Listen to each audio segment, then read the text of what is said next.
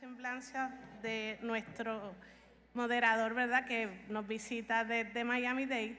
Él no va a tener en sus oídos los mecanismos de traducción, que si ustedes desean hacer una pregunta, lo dejan saber para entonces obtener la traducción de ese mecanismo. Pues empezamos. Stephen Talpins is un Chief Assistant Attorney at Miami-Dade County. He reports directly to the State Attorney and participates on executive and other key teams. He's responsible for supervising the Felony Division in Unit 4, Gang Prosecution Unit, Treatment Court Unit, Community Outreach Division, Media Team. He also served as the office lead on Smart Justice Programming.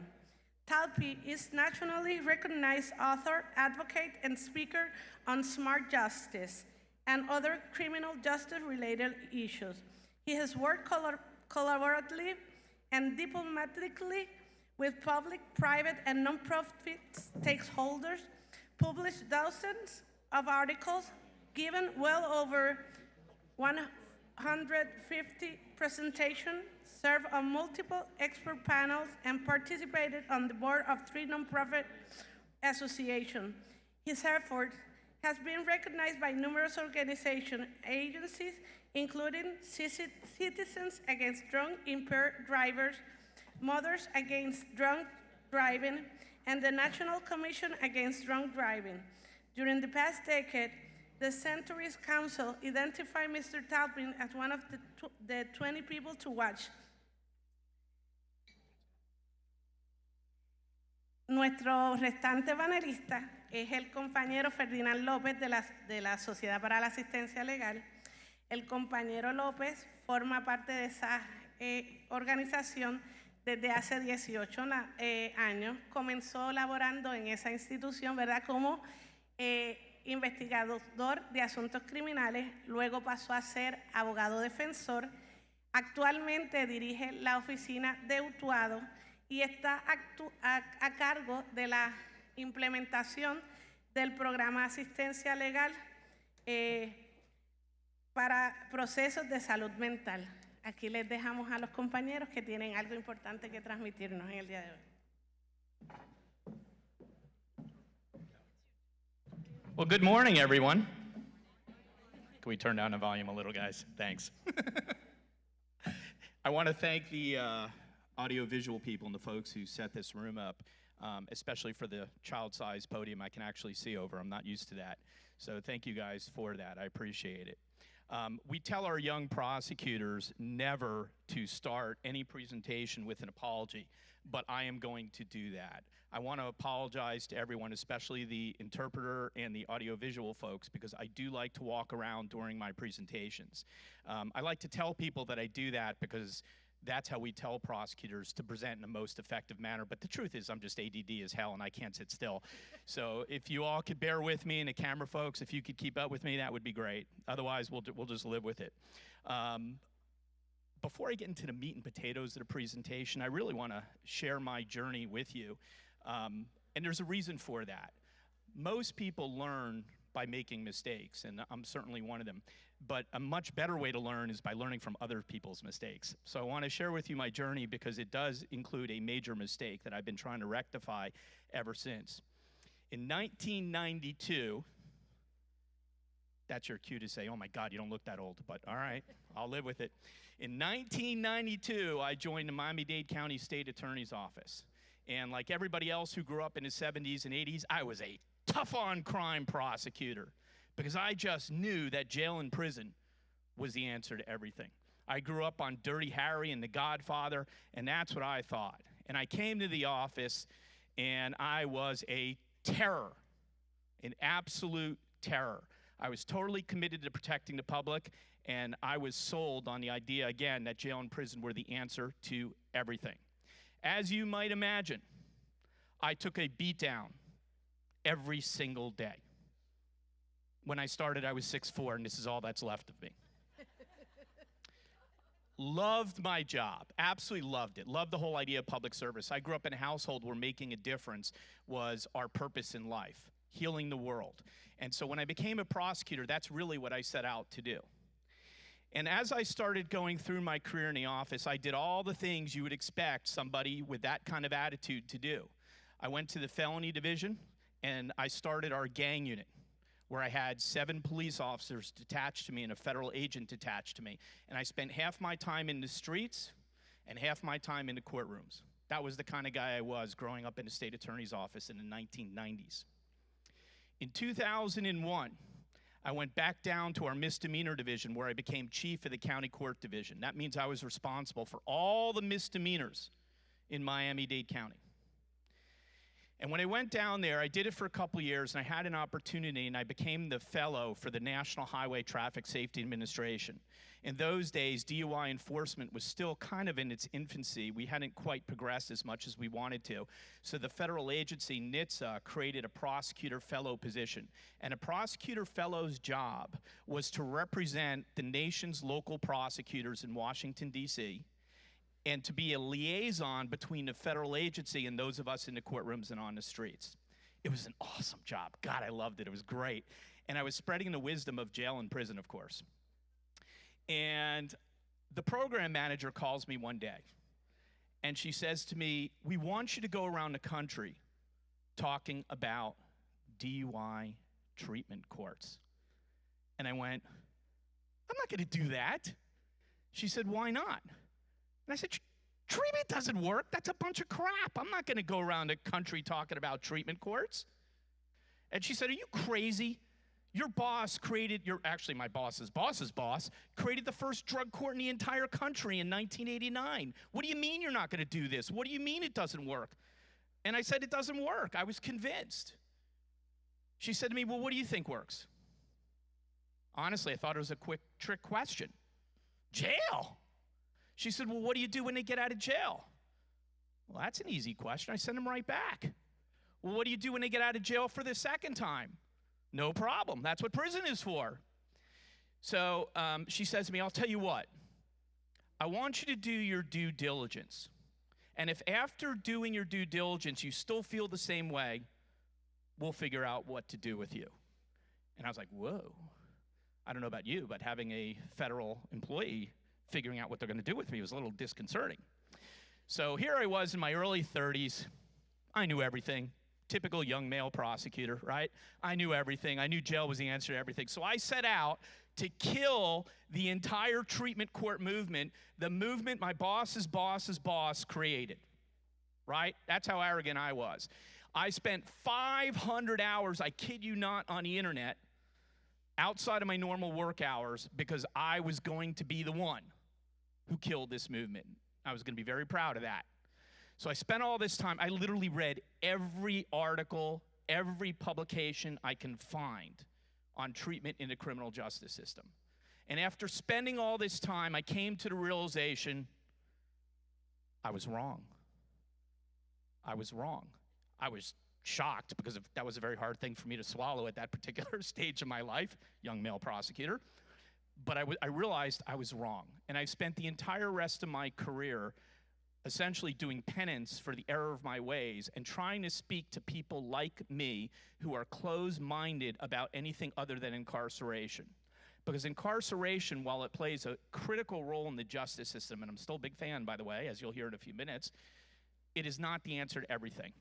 It was a shocking revelation to me at that stage of my life. But it's true.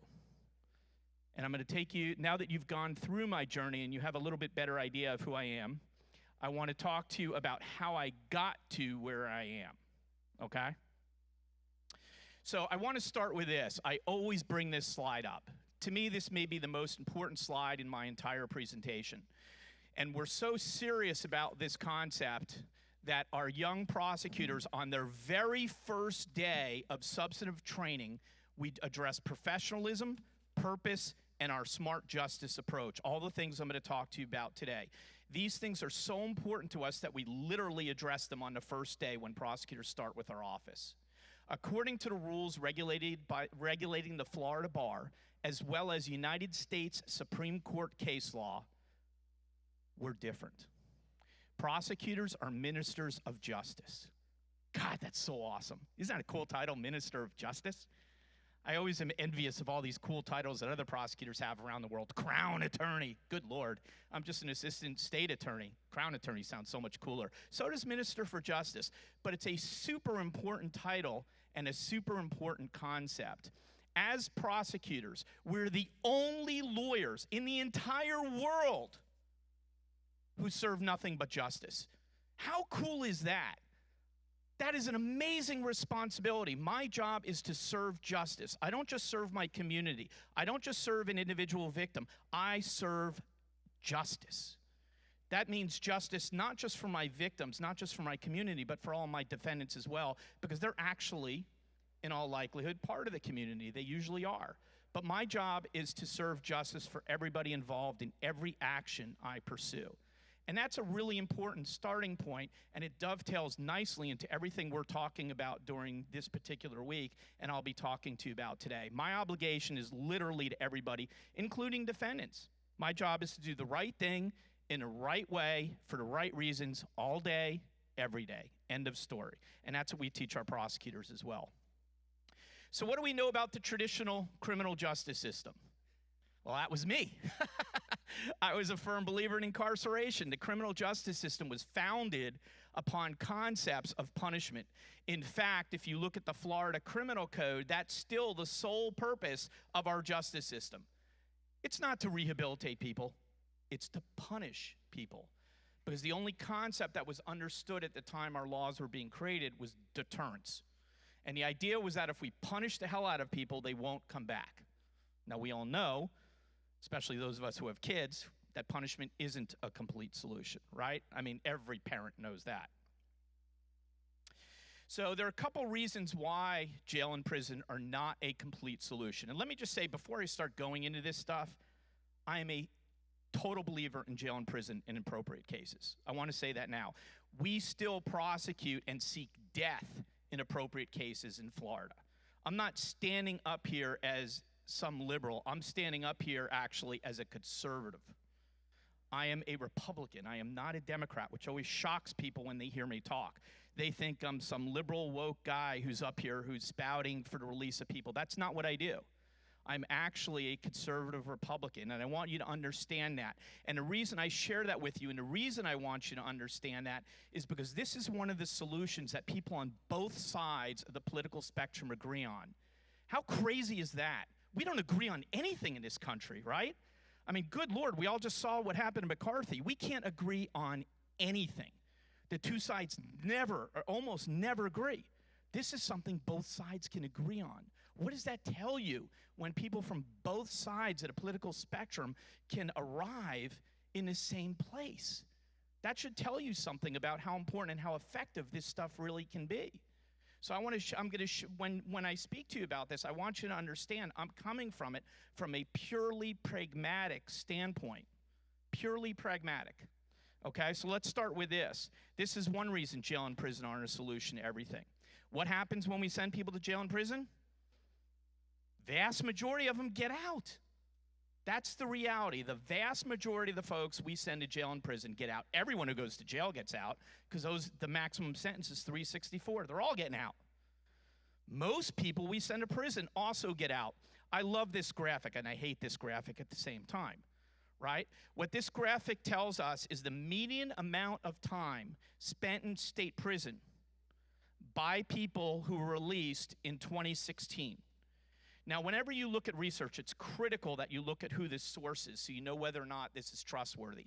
This is data from the Bureau of Justice Statistics, my favorite federal agency. You cannot get better data than data from the Bureau of Justice Statistics. They are as objective and good as anyone in the world.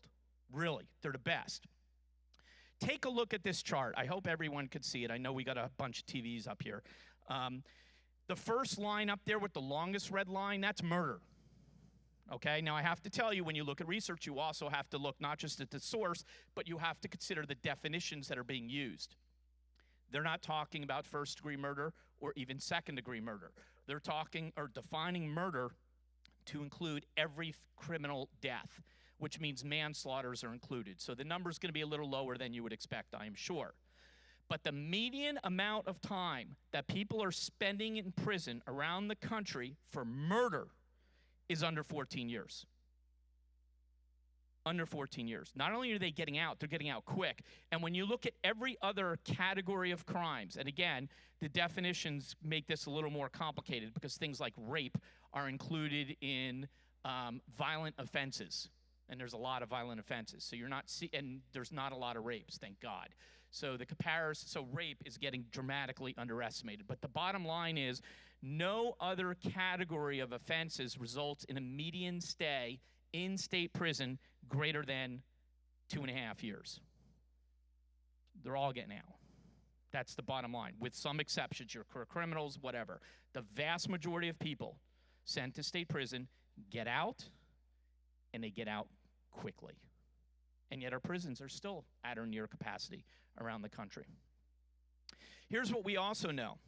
We know that jail and prison are actually contraindicated for low-level offenders. That means sending them to jail or prison actually results in increased recidivism when compared against putting them into the community and having them on community supervision, right?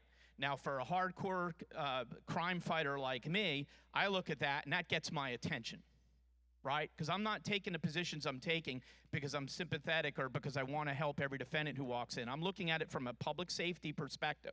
So even the hardcore crime fighter in me looks at that and says, I want to know what's the best way I can reduce recidivism. And what this slide tells us, what this slide documents, is that people who are put on community supervision who are charged with lower level crimes do better than those who are sent to state prison in Florida. Now, I just want to make sure you understand what this actually means. Again, I told you have to look at definitions. When I say state prison, these are people charged with felonies. That means, and if they're going to prison, their sentence is longer than a year and a day. It's 366 or longer. So these are real prison sentences. They're not like a day or two prison. This is like real prison sentence. It's a year and a day or longer. People do better on community supervision for low-level offenses. The question is why? Why do people do better? They do better because when they're out in the community, we could put them in programs that address their criminogenic needs. When you send someone to prison for a short period of time, most prisons aren't designed to address people's criminogenic needs in a couple years. They don't have the resources to do that. So the only people who are getting the real programs in prisons typically have much longer sentences and are nearing their release. When you give a short prison sentence, the great likelihood is that person will never see, let alone complete, a true program that they actually need to address their needs. And we experience this in Florida. It's something we're actually working very hard to address right now. We're trying to create a pilot program to change all that. The other reason people do better in the community is when you're in a community, you can maintain your support system. And that's critical to people's ability to succeed in the community. You keep your jobs, you keep your friends, you maintain your relationships with your families. So for all of those reasons, people in the community who aren't serious offenders, people who have criminogenic needs, actually do better than those we send to state prison. Here's what else we know about state prison. When people are released from state prison, this is one thing I was right about. You know what happens? They go right back to their criminal activity. And they go back fast. What we know is that within 3 years of release, roughly 44%, almost half of people released from state prison will be rearrested within the first 3 years. Excuse me, the first year of release. Within 3 years, you're looking at 68%. Within 9 years, you're up to 83%, and the average number of arrests is 5. Prison is not having the effect that we thought it would on people. Now, I would make the argument, some people can make the argument that, we need longer sentences, and I would agree with them for certain crimes. For rape and murder and armed robbery, hell yes. Let's warehouse them as long as we can because we know they're coming back. For lesser crimes, not a great solution, and I'm going to explain why in about 2 seconds. I'm going to be talking to you about return on investment. For those of you who have never been in private business, ROI is what we call it in private industry, but if you haven't been in private industry, you're probably not familiar with it, and I'll explain that to you in 1 minute. But one of the things, again, we're trying to do in Florida is make better use of their time in prison. We're trying to create programs that will allow us to address their needs in prison to hopefully get at these numbers. Now I'm going to shift gears and talk to you for a second as a fiscal conservative. Now I'm going to sound like who you probably thought I was at the beginning of the presentation, right? I am a fiscal conservative. As a fiscal conservative, I am always doing a cost-benefit analysis on everything we do. I want to know about the return on our investment. I want to know about the ROI. As a prosecutor, as a government employee, I am a fiduciary of the taxpayer monies. So I want to make sure I'm getting bang for the buck. I want to make sure that if I'm spending all the money on prison, I'm getting some benefit out of it. Prison costs about 10 times as much as probation or community supervision in Florida. So when I see slides that lower level offenders do better on probation, and I know that it's 10% of the cost of prison, that's a great solution to me. Because not only am I improving public safety, I'm saving tax dollars. And ooh boy, the fiscal conservative Republican me just loves that. Right? So when I talk to you about why people like me can look at these solutions and like them, that's a big part of the reason why. So let's talk about offenders with mental health conditions. And this is really where the problem begins. We are prosecuting a truckload of people with alcohol, drug, and mental health issues. And on these slides, I run through the data with you. And I'm going to go through it very quickly because I'm sure you all are at least somewhat familiar with this data. You've seen it before. But as this chart shows, 64% of jail inmates and 56% of state prisoners had or have mental health problems. Holy smokes. Tremendous numbers, right?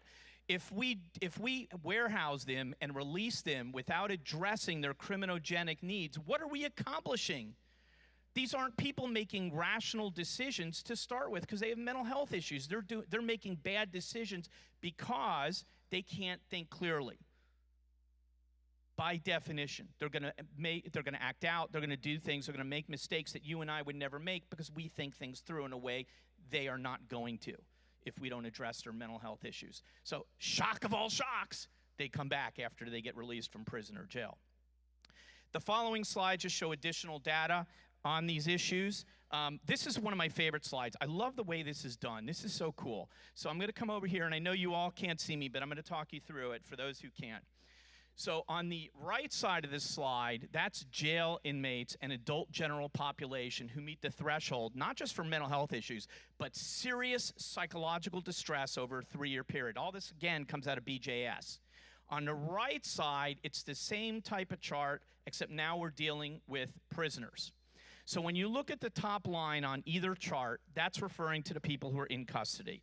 Right side is jail, left side is prisoners. Below that is the adult general population numbers. This is a great visual example of how much more prevalent mental health, serious, real mental health issues are among inmates in either jail or prison as against the general population. And while it doesn't establish causation, it's not enough to say mental health problems lead to crime. It's not enough to say that. It shows a very strong correlation and suggests we need to do something to address their issues if we want to make an impact. Co-occurring conditions, I mentioned this earlier. Jail and prison inmates are 7 times likelier than the general public to have a substance use disorder. This should not shock anybody in this room, right? Just like mental health issues, they are far more likely to have substance abuse disorders. Again, same situation. We don't address it, we have a problem. Some people think that when we send people to jail and prison, we're addressing it because they can't get drugs in jail or prison. How are they going to get drugs? Every single person in this room knows they can. It is unbelievable how easy it is to get drugs in jail or prison. It is an ongoing problem. It's something we fight all the time, but it's happening. And people are coming out worse than when they went in. We have to do something to address these issues. So what is the state attorney's vision? Now remember, this is the same state attorney who had the foresight to create the nation's first drug court, Kathy Rundle. And it was brilliant. When you think of how far ahead of her time she is, it is amazing today that I could go around the country and talk about the need to do things like that when she thought about it and implemented it all the way back in 1989, right? I mean, that's crazy vision. 30 plus years ago. So this is her vision. Smart and responsible justice. It really starts with this. It goes to our obligation as a prosecutor. A criminal justice system where public safety is our #1 priority. Now I'm going to be my fiscal Republican self again, right? The #1 role of government, in my opinion, in my belief, is to protect the public. If you can't protect the public, you are doing nothing. There's no reason to have a government, right? You can agree with me or disagree with me on that. That's up to you. No problem if you disagree. But I will tell you this. The #1 purpose of law enforcement is what? To enforce the law. That means the #1 job of every police officer, every prosecutor, is to enforce the law, period, end of story. Every judge to enforce the law or follow the law. If we are failing to do those things, we are not doing our jobs. That is our base function. We have to do that or we have no value. It's really that simple for me. We work with and prosecute people as individuals. Everybody's got a story. It's true. Everybody does have a story. Everybody is different. I am the father of an autistic child. I could tell you my son thinks very differently than every person in this room. And I've learned more from him than anybody because he's taught me that people really are different. And people do think differently. And a lot of things that I see that I interpret that my son does, I interpret, now I'm much better at it than I was, but it took me a while to learn how to interpret his actions because he doesn't mean things in the same way other people do. I tell my son he better never do anything wrong because he's the great confessor. He'll confess to anything. If he's questioned properly, he'd confess to being the man on a grassy knoll. That's just the way he operates. And he doesn't think like the rest of us do because he's very literal. And every time I get a case, I try to think about my son and how he talks about things and how he does things. And it's influenced how I treat other people. We have to treat people as individuals because not everybody is the same. We stay abreast of the research. Good God. I spent my entire youth running from the nerd label. I did not want to be the class nerd. And now I find I'm the biggest geek and wonk in the office. Why? Because that's my job. We stay abreast of the research. I read more scientific articles now than I ever did in college because that's my job. We need to understand the neuroscience. And I learned a long time ago, if I'm not ahead of the research, then I'm going to be getting phone calls from Kathy asking me why I'm not aware of the study that just came out that she's already read 3 times and analyzed. So I got to keep up with all this stuff with her so that we could talk about ways to continually improve our programs. We're doing this all of the time. We systematically address our offenders, assess our offenders and address their needs. Now, obviously, for first-time offenders, this isn't necessarily true, but we really try to get after everybody.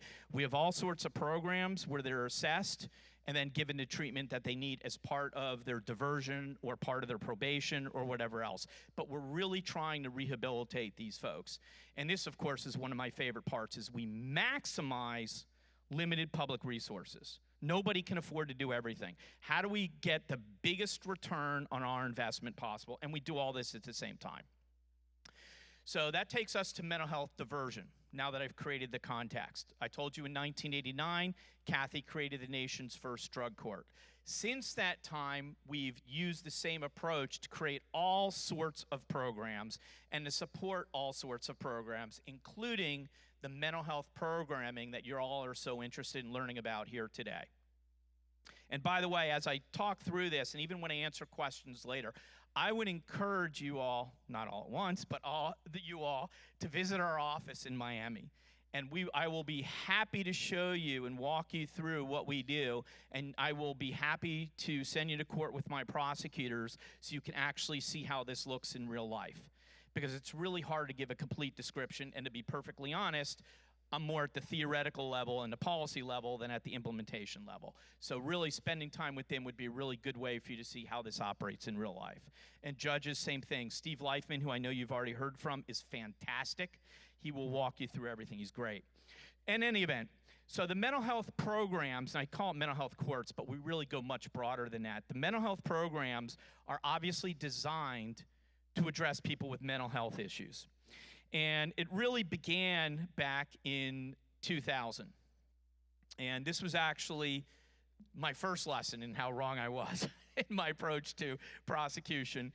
Even before I became the prosecutor fellow, I actually, 2001, I don't know if Steve told you the story, but I was the chief of county court. And it's actually really funny because I was at a conference years later where I was at a conference for the Substance Abuse Mental Health Services Administration, and one of the administrators from SAMHSA came up to me and says, "Oh, we just heard this great story about this Miami prosecutor, how he was fighting all the mental health stuff." And I sat there silently while he talked about what an idiot this prosecutor was. Yeah, that was me. So Steve tells the story better than me, but when they first started doing this stuff, even though Kathy had already agreed to it, he knew that I didn't like it and that I could be a thorn in his side irrespective of her because, again, I was a crazy young male prosecutor. So he pulls me aside and says, "Give me 6 months. You know me, you trust me, give me 6 months. Let's see if this actually works." And I said, "Okay, I'll give you 6 months." And it worked. I was shocked. First time I was shocked, to be wrong. And so I went back to him and I said, "You know what? I love it. This is great. Let's keep going." You know what the public defender's response was? Do we have any PDs in here? Okay. So you guys know, what do you do if the prosecutor likes the program? What's your first thought? Oh, God, this is going to be horrible for our clients. So when I came out in support of the program, the first thing the public defender did was object to the program. The same program they'd asked for and supported for months, the second I supported it, they thought, well, if that lunatic likes it, then this can't be good for our clients. So it took a while for everyone to come around and reach the same spot there. In any event, it was launched in 2000. And after it was launched, Kathy brought it to the grand jury, something she did multiple times. In Florida, we have kind of a unique system. Around the country, people use a grand jury to indict people. We'll do that sometimes. The only crime we have to do that for in Florida is first-degree murder. Our grand jury, though, can issue reports on anything impacting health, safety, and welfare. So Kathy actually brought it to the grand jury because she wanted community support for this kind of approach. It's very important to involve the community in everything we do. Everything. Because if we lose the community's faith, we lose our legitimacy and it undermines deterrence. We don't want to do that. So we wanted community support. And she's brought it to the grand jury multiple times. And of course, as soon as you look at the evidence, it becomes very obvious how important this kind of approach is. So as part of this process, we had to work with others. Collaborations are critical here. You've got to be able to work with a whole host of government agencies as well as the community. So here are some examples of the kind of people that have been involved in the process. The courts, our office, obviously, the public defender's office, police agencies. We try to be in lockstep with our police agencies on everything we do. Why? Because they're the people on the street dealing with this issue directly. So we need to make sure that they have buy-in and understand and appreciate what we're doing. And if they have objections, we need to figure out ways to work with them so that they're happy. We involve case managers, medical providers. The University of Miami is always wonderful to work with. It's great having them literally across the street from the jail and our office and the public defender's office. They're a huge resource. So we have all sorts of resources that we pull together. And of course, the groups from the community. So how did this work? How well has it worked since we implemented it? We know, and I'm not going to tell you the data is perfect. I'm not going to tell you the studies are great, because they're not. I could criticize them just as easily as I can compliment them. But I will tell you they're sufficient so that we've been able to conclude that this kind of programming has actually reduced recidivism. It has improved public safety. And it has improved the lives of the people who go through the program. I told you before that I come at it from a public safety perspective, and that's true.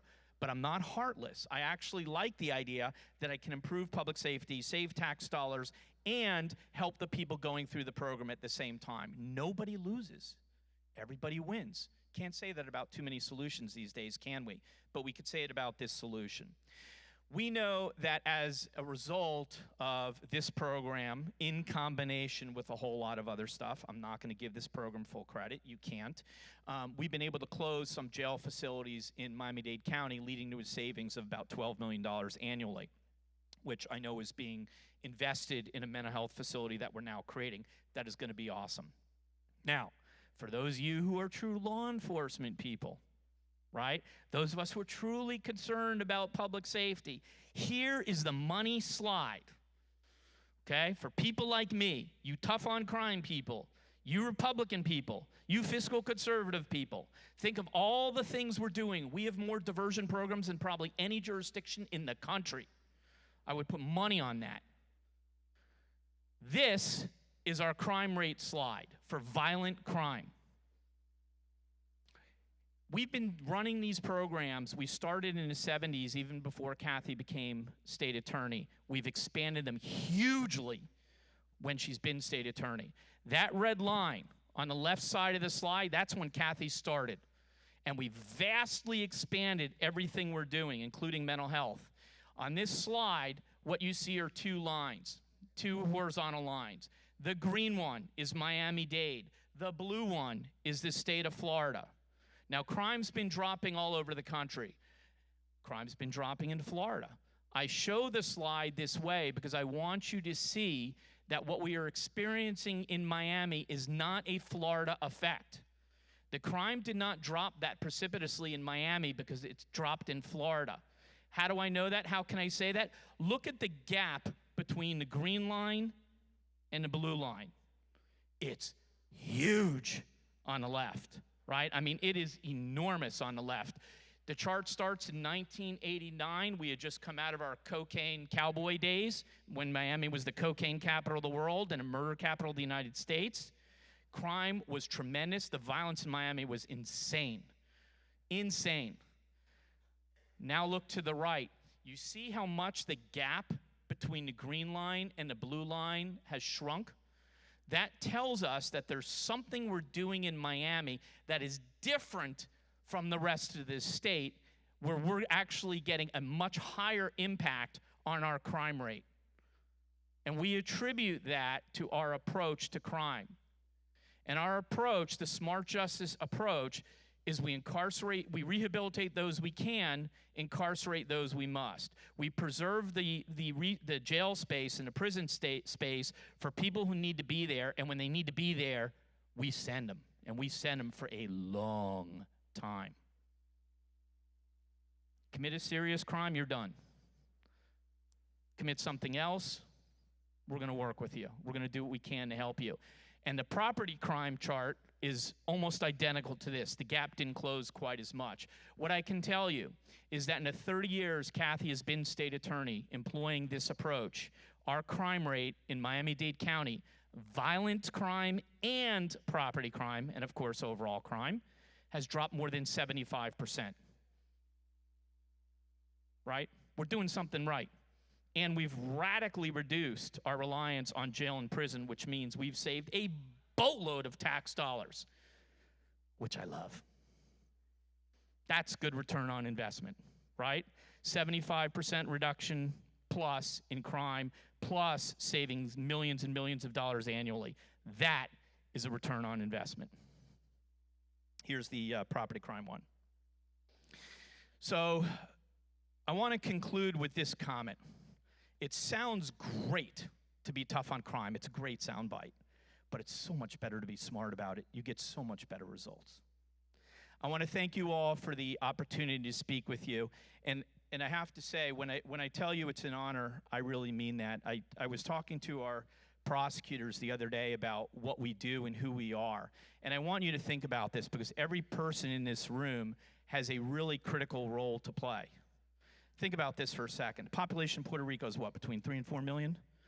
Somewhere around there? Yeah, we're at 2.8 million or so in Miami-Dade County. Think about how few of us are responsible for those millions of people. In our office, we have 1,200 or so employees. Right now, we're hovering, because we're very understaffed right now. People aren't as excited about public service as they used to be. We're hovering around 250 lawyers, supposed to be at 350, but we're hovering at 250 lawyers. So think about this for a second. The 4th largest state attorney's office in the country, 4th largest DA's office in the country, responsible for 2.8 million residents, plus the 25 million people who visit Miami annually, plus the tens of millions, I've seen estimates as high as 50 million, who go through the Miami airport. And you got 1,200 employees responsible for their safety. Think about this. Of those 1,200, only 250 are prosecutors. Think about how many people each prosecutor, each staff member is responsible for when you break it down that way. Now do the same math for your jurisdiction. When you think about the number of people living here, the number of people going through your airports, the number of people visiting your territory, and you think about the role you play in keeping them safe, it is mind-boggling. And now think about all the defendants you can help in the process if you do this right, because you could do that at the exact same time. It is such an honor to be in front of like-minded people who have also committed their lives to public safety. I commend each and every one of you. Thank you so much. It has been incredible fun to be here among you. I know we're going to take questions in a minute, and yes, I love Mofongo, just a thought.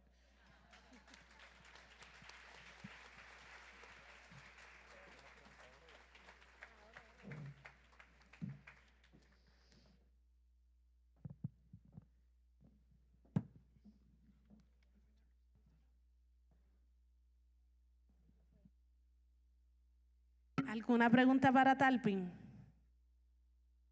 ¿Sí? ¿No? Yo tengo una preguntita. What are the most common challenges you face in the development and implementation of the diversion program, and how you deal with them? All right. I'm still ADD, so I still need to stand. So this time I'll actually use the podium. So does this one work? Testing. Okay.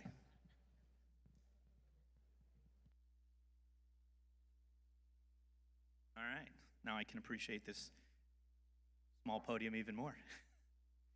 So implementing these, I'm going to change your question if you don't mind. The question was, what challenges do we face in implementing this program? What you need to understand is we actually started heading down this road in 1989. So even though mental health court is different than drug court, it traces its roots back to that. So when we started the mental health programming in 2000, we had a huge advantage. We had this very nice, long history. We also had the person who started that mental health court was now state attorney, because she became state attorney in 1993 when Janet Reno, her boss and mentor, became the United States Attorney General. So we had the advantage of having the person who started drug court, and we had seen great results from it, now pushing mental health programming. It makes a huge difference. So when I talk to people from other jurisdictions, I have to say that your challenges will be different than ours. I wish that wasn't true, but they're going to be different. So here's what I always suggest. Collaboration is the key to everything. I look at jurisdictions all over the country that have tried to follow the Miami model, not just on mental health programming, but on other things as well. And a lot of those jurisdictions have experienced a mass increase in crime. And it begs the question, why? Why has it worked so well in Miami where it's not worked well, and in fact has resulted in a lot of problems in other jurisdictions? So we took a careful look at those jurisdictions to try to figure out the answer to that question, because that question has to be answered. If we're going to make this recommendation to other jurisdictions, we better be able to explain why it's worked so well for us and hasn't worked well in other jurisdictions. And the answer is very simple. We have always done, Kathy has always done a remarkable job building coalitions and partnerships. And when everything is on board, things get implemented in a much different and much better way. Let me give you an example, and this is me talking, not her talking. So this is my opinion based on the research that I've read. Again, we stay abreast of the research, right? So I'm not going to name any specific jurisdictions. Am I being recorded? Definitely not going to name any jurisdictions. I don't need the DAs from Philadelphia, Seattle, Portland, LA, San Fran, Oakland. I don't need them upset with me. Anyway, not going to name any. So what I've seen in other jurisdictions that have attempted to replicate what we do is they do it too quickly and without getting buy-in from everyone, without building the partnerships necessary to make them succeed. If you're going to do it, you got to do it right. Don't do it halfway. Do it right. law enforcement, getting the police agencies involved is critical. If you read anything about deterrence, if you've ever studied, has anyone ever studied deterrence, maybe in a psych class or in criminology? Has anyone done that? Just a couple of you, okay. Deterrence relies on perception, right? The perception revolving around the likelihood of being caught and the likelihood of swift, certain, meaningful, and proportional sentences, right? If you don't think you're ever going to get caught, you are not going to be deterred. Parents, think about your kids. If your kids think they could get away with anything, you're not around, you're an absentee parent, they're going to do whatever the hell they want, right? Now think about it in terms of sentencing. That's what punishment really is at home, right? Kid messes up, you're going to do something. Go to your room, whatever. That's a sentence, right? If they think that they're not going to be punished or that they don't have to worry about it or it's down the road, they're going to do whatever they want, right? As parents, we all know that. Adults are no different. We're just grown-up kids. Some of us not really grown-up kids, still kids.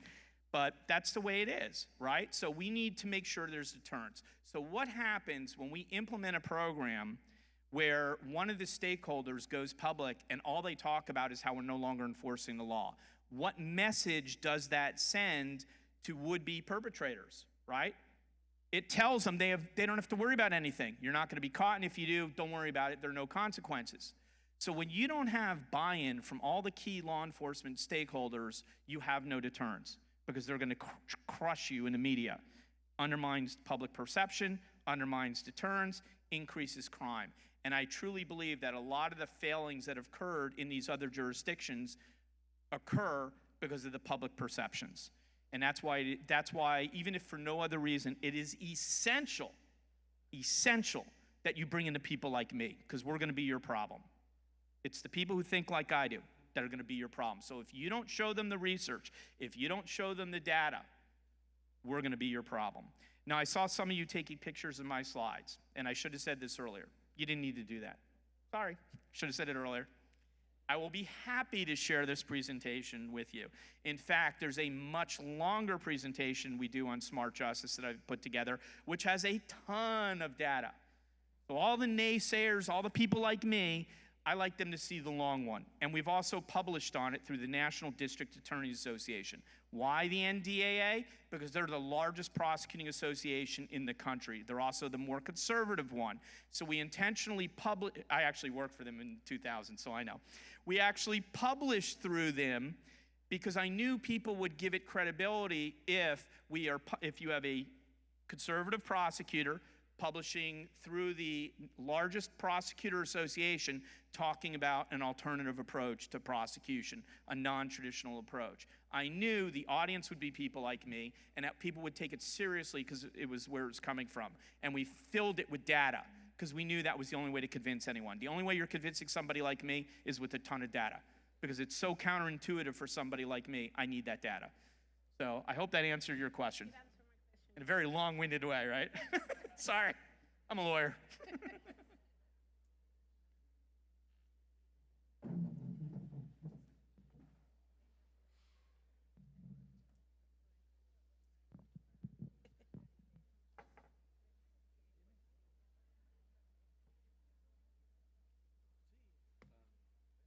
Vamos a ver si podemos. Pues buenos días a todos.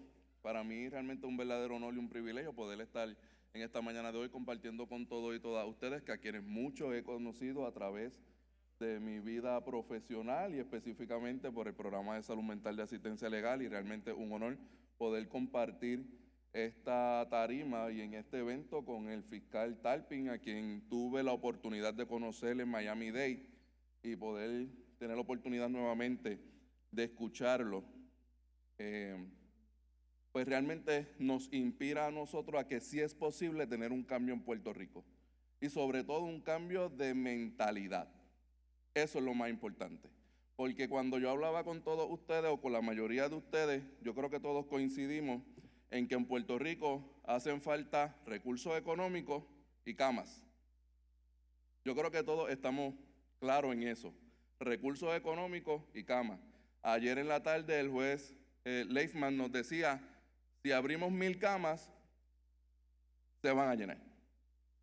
Y esa es la realidad. Y esa es la realidad. Pero que podamos tener este diálogo, todos nosotros, este cambio de pensamiento, ¿verdad? Cambiar el mindset, hay que cambiarlo, realmente es lo que enriquece esta actividad. Y así las cosas, cuando se me preguntó si estaba disponible para compartir con ustedes y compartir con el fiscal, pues obviamente le dije que sí, y el Poder Judicial me pidió que le hablara específicamente de unos asuntos que son definir el concepto de despenalización, los retos y las oportunidades que tenemos en Puerto Rico conforme al modelo de Miami, y el rol de la defensa, y obviamente nuestro programa de salud mental de la Sociedad para Asistencia Legal. Realmente quiero ser un tanto puntual, y cuando preparé la presentación quise hacer un recuento histórico. Sin embargo, lo que estuvimos ayer con el juez Leifman, vimos que parte de su conferencia en la tarde de ayer nos habló de un recuento histórico. Pero yo quiero puntualizar que en el 1833 se fundó por primera vez un hospital psiquiátrico en los Estados Unidos con fondos públicos, y fue en el estado de Massachusetts. ¿Y por qué? Pues porque hubo una serie de personas, entre ellos un reverendo, que visitaba las cárceles llevando la palabra y entregando Biblia, y se dio cuenta, el reverendo Dwight, se dio cuenta de que en las cárceles habían demasiadas personas con enfermedades mentales. Y él se dio cuenta del maltrato que había con estas personas, y con un grupo de otras personas de la época comenzaron a insistir, y se funda por primera vez en 1833 un hospital psiquiátrico público en los Estados Unidos. Y ese hospital tenía capacidad para 120 personas. Y ya en el 1848, el censo diario eran 400 personas. ¿Algún parecido del 2023 con el 1833? Luego, cuando se me habla, Ferdinand trata de hablar sobre la despenalización, pues entendí que pues tengo que introducir primero cómo llegamos a la penalización de la salud mental. Y lo quiero hacer sumamente breve, ¿verdad? Tengo varios minutos.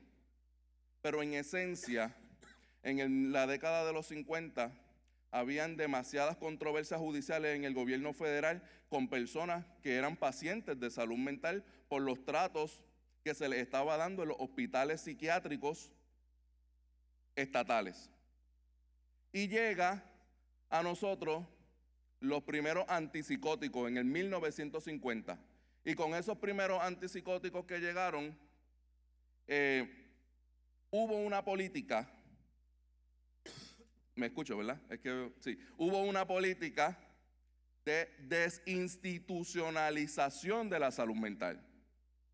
Y entonces lo que quería el gobierno federal, junto a otras personas también del momento, era desinstitucionalizar la salud mental y sacar a las personas de los hospitales psiquiátricos para poder llevarlos a la comunidad, a que reciban ese tratamiento de la comunidad. Ayer el juez Leifman nos hablaba de la lobotomía, que les pido que por favor busquen información sobre eso, ¿verdad? Es algo atroz. Y como llegaron estos primeros medicamentos antipsicóticos, movieron, y el gobierno federal se movió a traer a la comunidad a los pacientes psiquiátricos, y eso era una idea magnífica y excelente. Y como explicó ayer el juez Leifman, el presidente Kennedy firmó una ley en el 1963 que asignó 3,000 millones de dólares para atender esa situación de desinstitucionalización de los pacientes. Y era una idea muy buena. Pero ¿qué sucede históricamente en ese momento? El asesinato del presidente y la guerra de Vietnam. Y los fondos no pudieron llegar. ¿Y cómo reaccionamos como sociedad? Cuando teníamos entonces personas desinstitucionalizadas, pero las teníamos en nuestras comunidades con poco o ningún tratamiento de salud mental, pues comenzamos criminalizando la salud mental. Y ese es lo fundamental del modelo Miami-Dade y lo que queremos traer acá. Porque, estimados compañeros y compañeras, no tenemos que inventar la rueda. Tenemos que adaptarla a nuestra cultura, a nuestra idiosincrasia y a nuestras circunstancias. Eso es lo que tenemos que hacer. Y tenemos el modelo Miami-Dade como un modelo,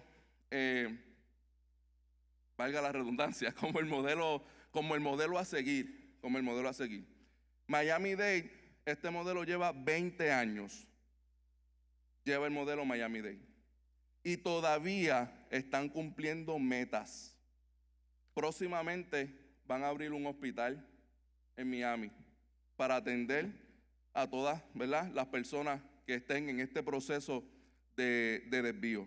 Y yo estoy seguro que en estos próximos 6 meses que abran el hospital, el modelo Miami-Dade seguirá teniendo nuevas metas, nuevos asuntos que resolver y nuevas controversias legales que atender con humanidad. Y eso es lo que nosotros queremos traer a Puerto Rico, porque es posible, Dicho eso, se me pidió que hablara un poco de los retos dentro del sistema de nuestro sistema de justicia.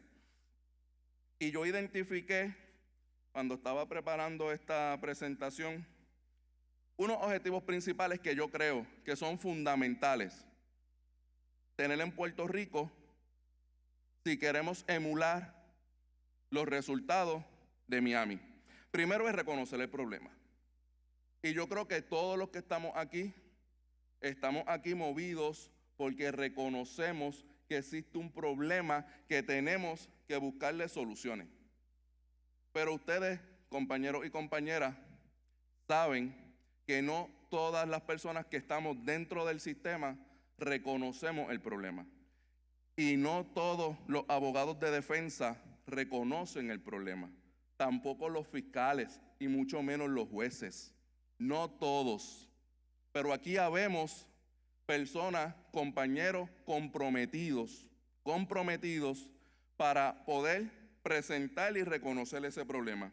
Lo segundo objetivo que tenemos es solucionar el problema de la despenalización. Estamos criminalizando. Y yo sé, compañeros y compañeras, que Luisito el bebé crea emociones. Siempre que he estado en un foro que se habla de Luisito el bebé, hay emociones, como ayer la hubo aquí.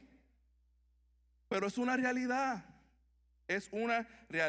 Y el tercer objetivo, desviar a las personas con enfermedades mentales graves, porque esa es la meta para poder descriminalizar la salud mental, despenalizar la salud mental. Esa es la meta. Y en esos retos, les decía, yo identifiqué unos elementos básicos que yo entiendo que debemos tener como sistema en Puerto Rico. Primero, la recopilación de estadísticas. No es meramente recopilar unos números. Todos aquí sabemos que en Puerto Rico la recopilación de estadísticas es mala, es malísima. Todos lo sabemos, pero no basta con recopilarla. Tenemos que interpretar esas estadísticas, sacarle el provecho que realmente. Podemos hablar de 20 números, pero si no tenemos, ¿verdad?, el que nos están diciendo las estadísticas, no podemos evolucionar. Tenemos que hacer acuerdos colaborativos. Eso es fundamental, eso es básico. Y ustedes me dirán, pero Ferdinand, si es que existen acuerdos colaborativos. Sí, existen acuerdos colaborativos, claro que sí. Pero el modelo Miami-Dade no pasó por la burocracia legislativa que todas las jurisdicciones, o sea, no comenzó con la burocracia legislativa que todas las jurisdicciones comienzan. Comenzó con acuerdos colaborativos entre el Ministerio Público, entre los departamentos de la familia, entre el sistema correccional de Miami. ¿Que hay que movernos a la legislatura? Claro que sí, hay que movernos a la legislatura, seguro que sí hay que hacerlo. Pero todos sabemos el proceso legislativo. Así que tenemos que resolver las cosas desde temprano, con acuerdos colaborativos. Necesitamos también manejadores de casos, servicios integrados en comunidad, vivienda de apoyo para nuestros participantes. apoyo de pares, ya explicaré lo que es eso, y realmente tener un adecuado diagnóstico y tratamiento de las personas de salud mental. Lo que estamos día a día trabajando en las salas de salud mental, sabemos y sufrimos cuando agencias del Ejecutivo se pelean por no dar el servicio. Y esa es una realidad.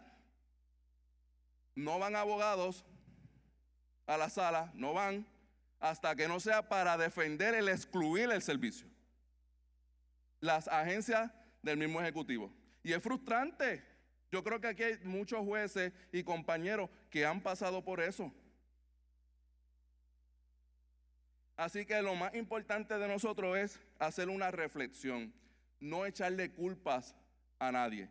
Porque aquí entre nosotros no podemos decir que fulano tiene la culpa, mengano tiene la culpa o esta agencia tiene la culpa. Lo que tenemos que hacer es realmente reflexión y hacer un real acto de contrición. Eso es lo que tenemos que hacer nosotros para poder echar esto hacia adelante. Reconocernos nosotros mismos. ¿Qué es lo que estamos haciendo nosotros desde nuestras agencias, desde donde representamos? Esa va a ser la clave del éxito. Y tener nosotros como profesionales la humildad de cuando se nos señale a nosotros, no tomarlo como un ataque. No justificarnos.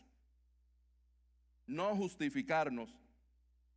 Tener la humildad profesional para poder mover esto hacia adelante. Así que, y es una realidad. Así que cuando yo fui a Miami, se me presentaron muchos elementos. Y hubo 2 elementos específicamente que yo dije, eso está en Puerto Rico, pero no lo usamos como lo usa Miami. Y uno de esos elementos y de esas oportunidades dentro del sistema, y créanme que puedo estar toda la tarde aquí hablándoles, pero tenemos que almorzar, así que quiero ser puntual. Y uno de esos elementos dentro del sistema son los pares especialistas de recuperación. Y yo estoy seguro que fuera del área del área metropolitana no sabemos lo que son pares especialistas de recuperación. Y están en Puerto Rico, están con nosotros, están disponibles y no los utilizamos. Y estas personas, que son personas que han sufrido las consecuencias reales, tienen un doctorado honoris causa. Además de que son profesionales porque se adiestran. Ayer lo que estuvimos aquí con el juez Leifman, él nos decía que en una de las salas llegó una persona que estaba bien descompensada y hace una semana atrás había otra persona que había estado en esa misma posición y cuando lo vio se levantó y lo abrazó. Nos comentó el juez Leifman ayer. Y nosotros en Puerto Rico tenemos pares especialistas en recuperación y no los utilizamos. Otra de los asuntos, ¿verdad? De los equipos que tenemos en Puerto Rico que a mi juicio mal utilizados son los CIT, que son el equipo de intervención en crisis. En Puerto Rico tenemos ese proyecto piloto en Arecibo. Pero, ¿verdad? Como digo, los señalamientos son con cariño. Pero en Arecibo, aunque el Poder Judicial se está moviendo a crear una sala especializada, la realidad es que no hay una sala especializada en Arecibo. Y entonces se pierde un tanto lo que hace ese equipo de intervención en crisis. Si nosotros queremos despenalizar realmente la salud mental, tenemos que comenzar por ahí, porque ese equipo de intervención en crisis son agentes del orden público que están adiestrados para poder ver cómo los síntomas de una situación de salud mental se reflejan en una conducta que tal vez para muchos de nosotros es delito. Pero es el reflejo de los síntomas de la salud mental. ¿Y ese policía qué hace? Lo que pasó con Luisito el bebé. ¿Qué hace ese policía? Llegó, esta persona está en una crisis, está amenazando dentro de su crisis de salud mental, está cometiendo un delito, voy a intervenir, es un delito menos grave, pero voy a intervenir, me pongo agresivo con la policía. ¿Y qué sucedió? Lo arresté. Cuando lo que necesitaba ese ciudadano era que lo atendamos y que lo moviéramos a una institución hospitalaria para que pudiera recibir un tratamiento adecuado y bajarles los síntomas que tenía de la crisis de salud mental.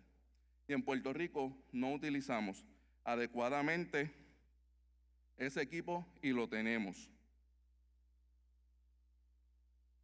Yo quiero, cuando me preguntaron sobre el rol de la salud mental, yo quiero que reflexionemos sobre el artículo 127A.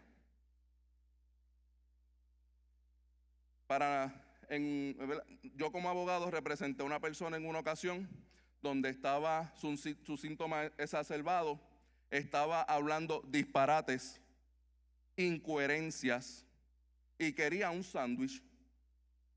Y la mamá se puso a prepararle el sándwich, su mamá, y él le dijo que él no sabía preparar el sándwich, entre un montón de disparates más que le decía. Y le empujó, la movió de la cocina para ir a preparar el sándwich. Y la movió, la empujó. No se cayó, no hubo lesiones, la movió, la empujó. La mamá fue caminando al cuartel de Jayuya. Fue caminando. Necesito una 408, le dijo la mamá. ¿Qué fue lo que pasó? Mi hijo está exacerbado y me empujó. ¿Qué edad usted tiene? Mayor de 60. Miren la pena. 10 años de cárcel. Si esa señora le hubiese dicho 59 años, delito menos grave, probablemente no le iban a radicar. Pero, usted tiene mayor de 60 años, así, 10 años de cárcel por mover un paciente de salud mental en una crisis exacerbado, mover a su mamá. Y esa persona ingresada.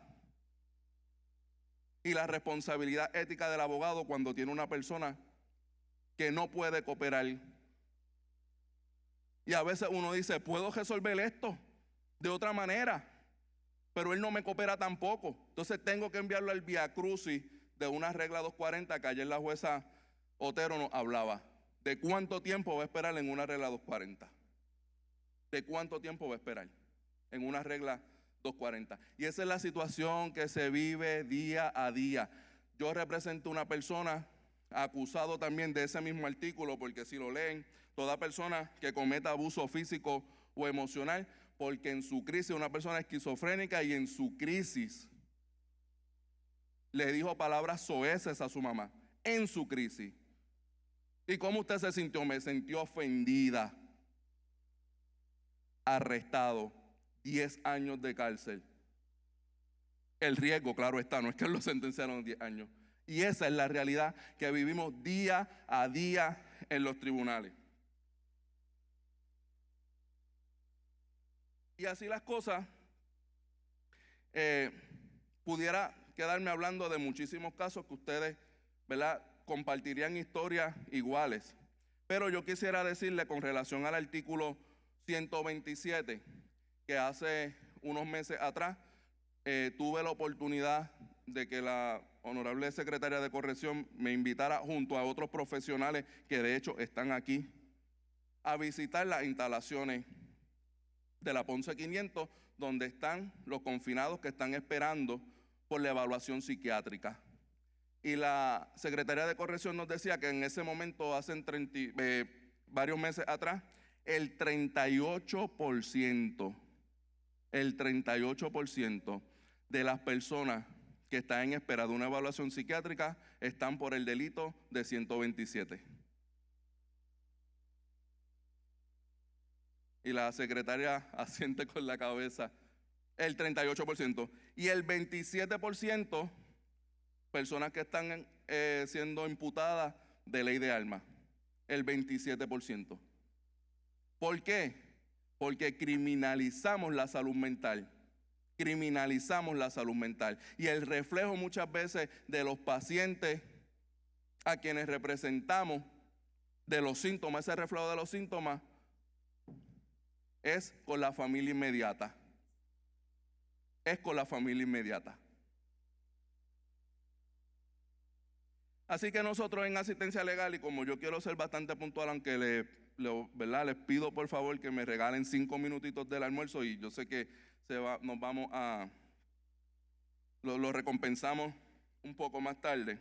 Yo quisiera hablarles de las cosas que estamos haciendo en la Sociedad para Asistencia Legal, para poder aportar nuestro granito de arena en la despenalización de la salud mental.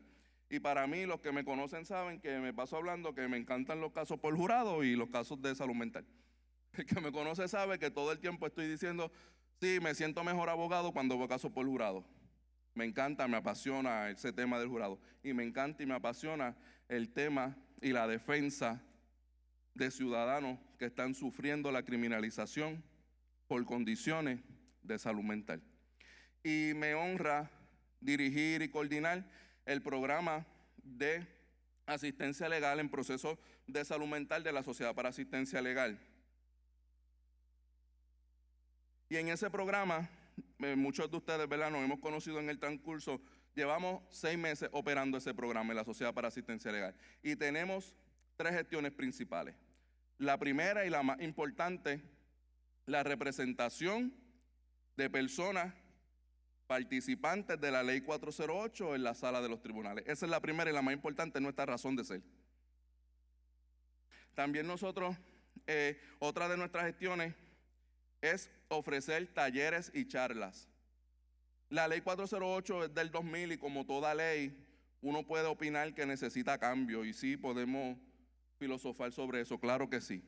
Pero la Ley de Salud Mental de Puerto Rico es bella, es hermosa. Lo que no hay son recursos, pero es un poco complicada para el que la desconoce. Y nosotros nos dimos cuenta que iban familiares a solicitar una ley 408 y lo que me decían era, mire, licenciado, yo lo que quiero es que meta a mami en un hogar, yo lo que quiero es que meta a mi hijo en un hogar. Y el desconocimiento. Y nos dimos cuenta que había importancia en que las personas, la ciudadanía y los profesionales conozcan de la Ley 408. ¿Cuáles son los derechos, las obligaciones de los pacientes, de los familiares, de los proveedores de salud? Y eso es bien importante. Y nos empeñamos nosotros en salir a la comunidad a hablar de la Ley 408. Por darles ejemplo, nosotros hemos visitado ya varios municipios, tenemos acuerdos con la misma OAT, hemos participado con OAT que nos invitan a dar talleres. Cuando nosotros coordinamos, los invitamos a la OAT también a dar talleres porque es sumamente importante. No tan solo que el familiar, que eso es bien importante, que el familiar conozca la Ley 408, a lo que se enfrenta, porque va a tener mayor apertura cuando estemos hablando con ese familiar y le digamos, hay unos niveles de cuidado, hay unos derechos. Te voy a explicar. No tan solo eso, sino a profesionales, a abogados, a trabajadores sociales, a policías, a los municipios, agencias. Por darle ejemplo, ya nosotros hemos coordinado con distintos municipios. Este mes vamos para la UPR de Carolina, este mes estamos en la Interamericana de Ponce. En el área oeste hemos dado con organizaciones sin fines de lucro que tienen a trabajadores sociales, los hemos agrupado todos para hablar, para explicarle, para orientarlo de lo que es una ley 408. Hemos estado en bomberos. Este mes también, el 19, vamos a estar en el Departamento de Seguridad Pública. Porque es esencial que conozcamos la ley 408 y lo que desde una perspectiva humanista como la que tiene el fiscal Talpins y su equipo de trabajo y el juez López y su equipo de trabajo en Miami, darle esa visión humanista que al final son derechos civiles y derechos humanos.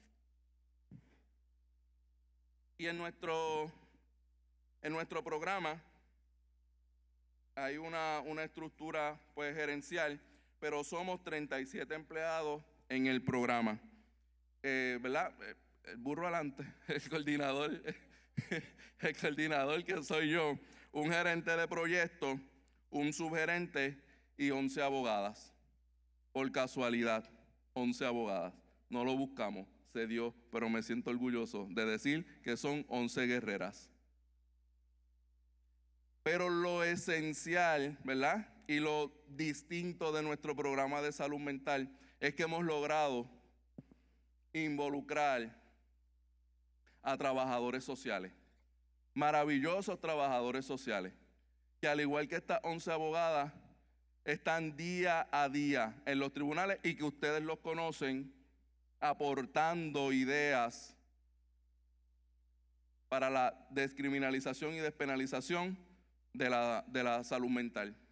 Y para mí, si me preguntan, también en el programa tenemos 11 auxiliares administrativos. Y el Tribunal Supremo dice de Puerto Rico, nos dice que los abogados no nos especializamos. Eso nos dice el Tribunal Supremo, pero las salas son especializadas. Y nosotros nos empeñamos en especializar a todo nuestro componente, desde los abogados, los trabajadores sociales y los auxiliares, para que tengan el compromiso, la comprensión de trabajar con la población de salud mental, que todos ustedes saben que no todas las personas tienen la actitud ni la aptitud para trabajar con eso, y se entiende magníficamente bien. Se entiende magníficamente bien. Nosotros operamos en las 13 regiones judiciales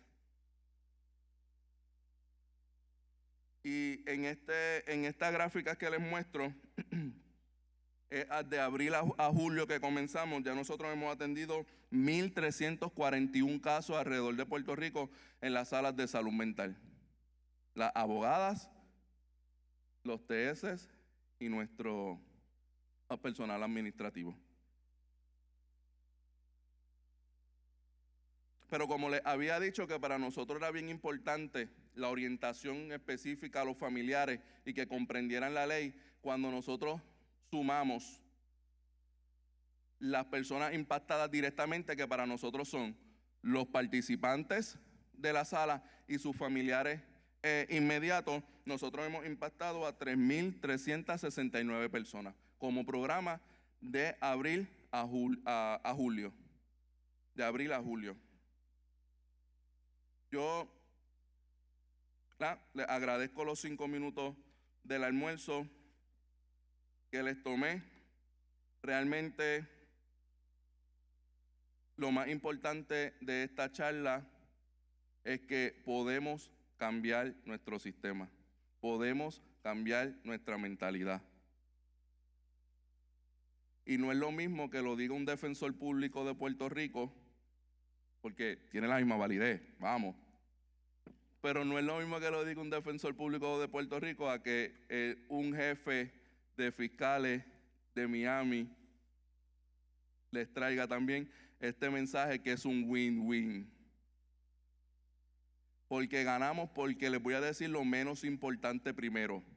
Porque ganamos porque hemos escuchado desde el día de ayer y hoy que fiscalmente, eso es lo menos importante, eso es lo menos importante, que fiscalmente